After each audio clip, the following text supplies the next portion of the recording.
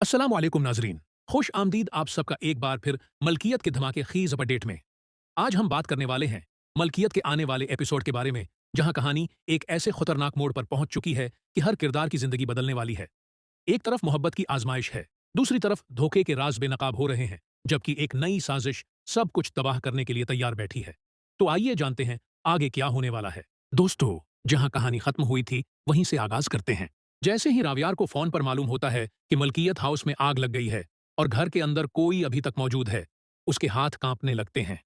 वो घबराए हुए अंदाज में चीखता है, नहीं, ये नहीं हो सकता। सुहा फौरन उसके करीब आकर पूछती है, रावियार, आखिर हुआ क्या है, मुझे बताओ। रावियार परेशान लहजे में जवाब देता है, मलकियत हाउस में आग लग गई है और किसी की जान खतरे में है। ये सुनते ही सुहा के कदमों तले जमीन निकल जाती है। दोनों फौरन आफस से निकलकर मुल्कियत हाउस की तरफ रवाना हो जाते हैं। दूसरी तरफ करण भी बेचैनी के आलम में उनके पीछे जाने का फैसला कर लेती है। जब सब लोग मिल्कियत हाउस पहुंचते हैं तो वहां का मंजर देखकर सबके होश उड़ जाते हैं।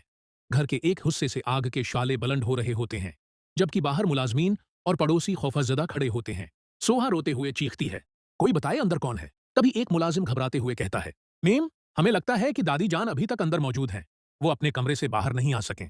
ये सुनते ही सोहा की चीख निकल जाती है, नहीं, दादी जान अंदर नहीं रह सकती। रावियार एक लम्हा जाये किए बगैर आग की लपाटों की तरफ बढ़ता है, लेकिन फायर ब्रिगेड वाले उसे रोक लेते हैं। सिर, अंदर जाना खतरनाक है, आप अपनी जान खतरे में न डालें। लेकिन रावियार गुस्से और बेबसी से कहता है, अगर मेरे अपने अंदर हैं तो मैं उन्हें छोड़कर नहीं जा सकता।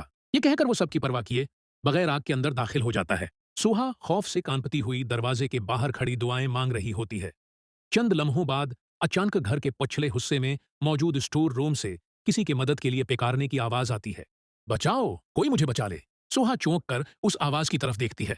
जब वो करीब पहुंचती है तो हैरान रह जाती है, क्योंकि वहां मौजूद शख्स कोई और नहीं बल्कि मिल्कियत खानदान का पराना वफादार मुलाजिम बशीर चचा होते हैं। बशीर चचा कानपती हुई आवाज में कहते हैं, मीम, ये आग हादिसा नहीं थी, मैंने अपनी आंखों से किसी को पेट्रोल छिड़कते देखा था। सोहा हैरत से पूछती है, कौन था वो, तुमने उसे पहचाना? बशीर चचा कुछ कहने ही वाले होते हैं कि अचानक उनकी नजरें सामने खड़ी एक शख्सियत पर जम जाती हैं। उनके चेहरे पर खौफ छा जाता है और वो लरजती हुई आवाज में सिर्फ इतना कहते हैं, वो शख्स।